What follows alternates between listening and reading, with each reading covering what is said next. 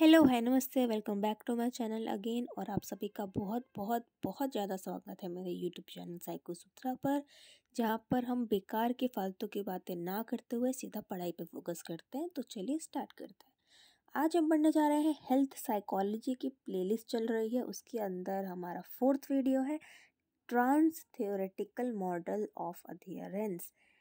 इसमें हम क्या क्या पढ़ेंगे, इसके 6 स्टेजेस पढ़ेंगे डिटेल में, और इसके एप्लीकेशंस और बाकी चीज़ें, कॉन्सेप्ट, स्ट्रेटजीज, इस पे हम ध्यान देंगे। प्री कंटेम्पलेशन के बारे में पढ़ेंगे, कंटेम्पलेशन के बारे में पढ़ेंगे, preparation, action, maintenance and termination. तो चलिए आज का वीडियो स्टार्ट करते हैं। So here I am providing you my hand written notes. ये मेरे खुद के लिखे हुए नोट्स हैं when I was in college. So चलिए स्टार्ट करते हैं।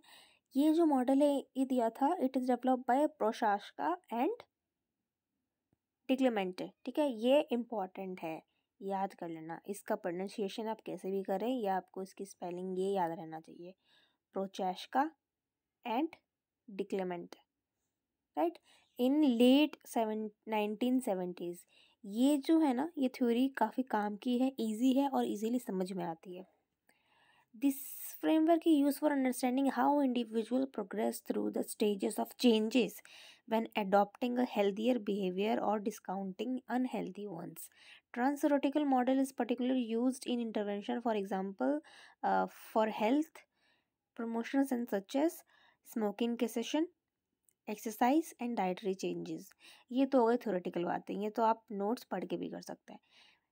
मतलब क्या है इसका, हम एक एग्जांपल लेंगे यहाँ पे। अब किस चीज़ का एग्जांपल ले, हम इसमें स्मोकिंग का ले सकते हैं। हम चलिए स्मोकिंग का ही ले लेते हैं।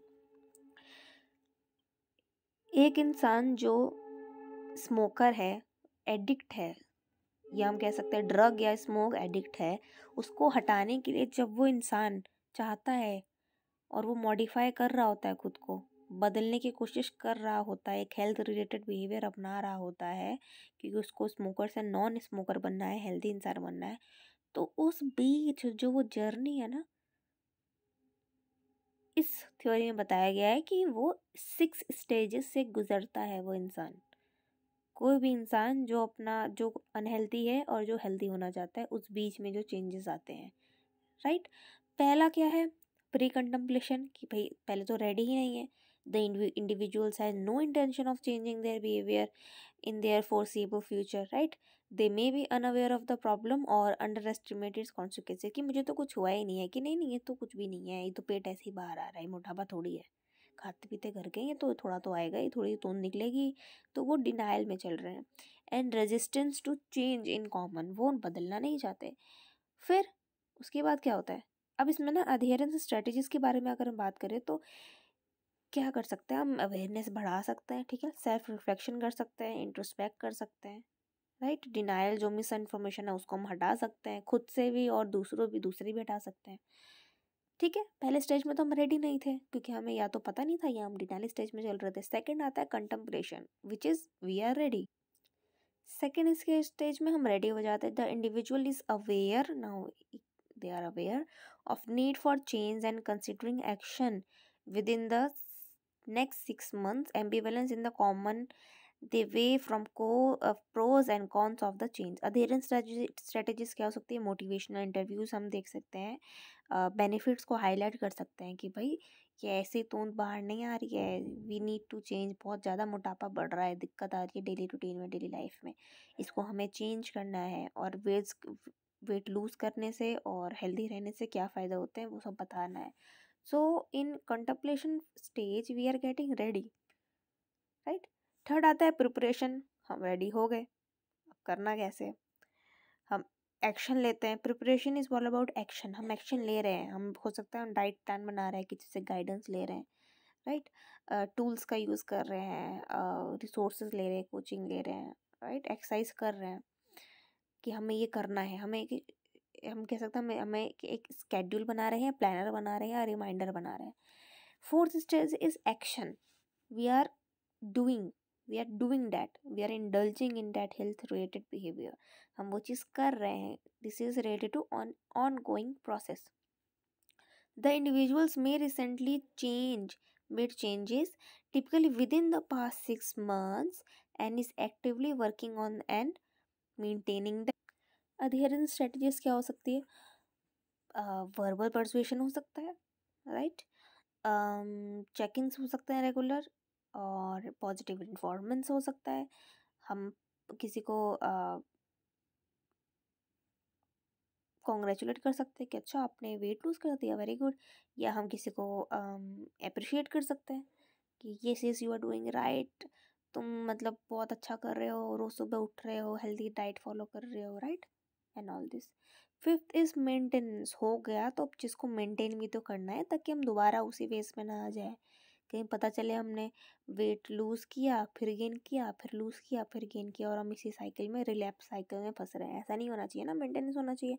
सो इसके कैरेक्टरिस्टिक्स क्या है? The individual has sustained that behaviour change for more than 6 months हो गए हैं, आपने वो बिहेवियर मेंटेन कर लिया। Focus is on preventing the relapse, दोबारा ना हो, अब उसके ऊपर फोकस है, आपको हेल्दी ही रहना है अब। And building a stable life style.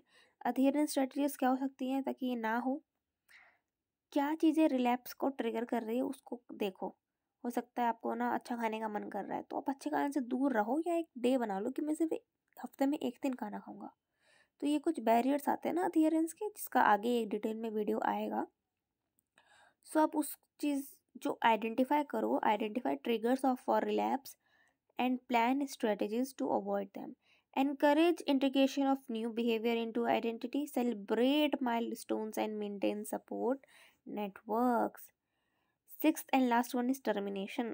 खत्म करना कोई चीज़, right? So the individuals no longer feel too tempted or revert or to their old behavior.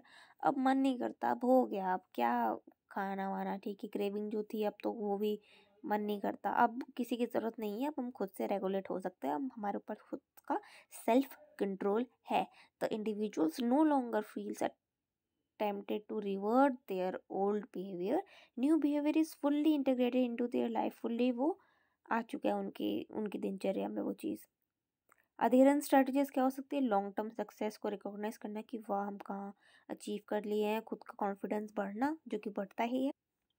अब कुछ ना प्रोसेस ऑफ चेंजेस है, चेंजेस आ तो गए, स्टेजेस तो पढ़ लिया, किस किस स्टेजेस से गुजरे है ना, किस किस सीढ़ियों से चढ़ के हम पहुँचे वहाँ तक, लेकिन उसका प्रोसेस क्या था, कैसे हुआ? दो टाइप के प्रोसेस है, कॉग्निटिव। कॉग्निटिव मतलब थिंकिंग, हमारी मेमोरी, हमारी जो फंक्शनिंग होती है, राइट। बिहेवियरल प्रोसेस में क्या आता है? Related to action, self efficacy आपने पढ़ा होगा।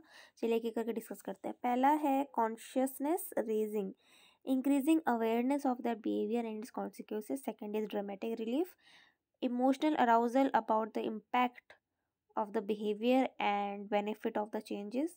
Third one is environmental re-evaluation, assessing how the behavior affect the environment or others. Fourth one is self re-evaluation, developing a new self image tied to healthier behavior.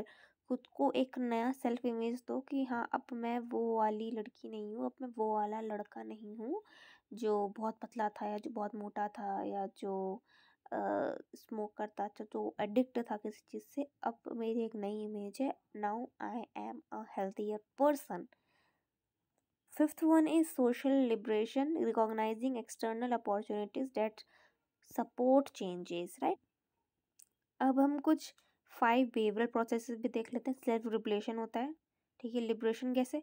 Committing to change and believe in their ability to succeed, helping relationship बढ़ता है, right, seeking and using social supports.